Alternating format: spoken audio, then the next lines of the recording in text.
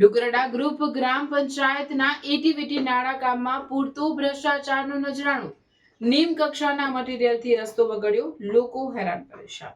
ડાંગ જિલ્લાના વઘઈ તાલુકામાં સમાવિષ્ટ ડુગરડા ગ્રુપ ગ્રામ પંચાયત દ્વારા ડુગરડા ગામે સ્મશાન તરફ જતા રસ્તા પર વર્ષ 2024-25ના એટીવીટી યોજના અંતર્ગત નાળા બનાવવાના કામમાં ગંભીર અનિયમિતતાઓ સામે આવી રહી છે.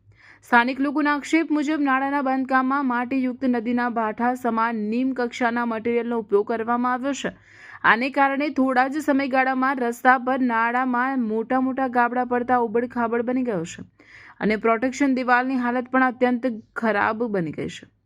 રસ્તાની આ બેદરકારીપૂર્ણ સ્થિતિને કારણે ગામ લોકોને ખાસ કરીને સ્મશાન તરફ જતા સમયે ભારે મુશ્કેલીઓનો સામનો કરવો પડી રહ્યો છે. સ્થાનિકોમાં ભારે રોષ ફાટી નીકળ્યો છે અને તેઓએ આ સમગ્ર મામલાને સરપંચ તલાટી કે મંત્રી દ્વારા થયેલા પૂરેપૂરા ભ્રષ્ટાચારનું ઉદાહરણ ગણાવ્યું છે. લોકોની માંગ છે કે આ કામની તાત્કાલિક તપાસ કરી જવાબદાર લોકો સામે કડક કાર્યવાહી કરવામાં આવે તેમજ યોગ્ય ગુણવત્તા સાથે રસ્તો અને નાળાનું પુનર્નિર્માણ કરવામાં આવે. ગ્રામજનોએ પણ ચેતવણી આપી છે કે જો તંત્ર દ્વારા ઝડપથી પગલાં લેવામાં નહીં આવે તો તેઓ આગળ ધરીને ઉગ્ર આંદોલન કરવાની તજવીજ હાથ ધરવામાં આવશે.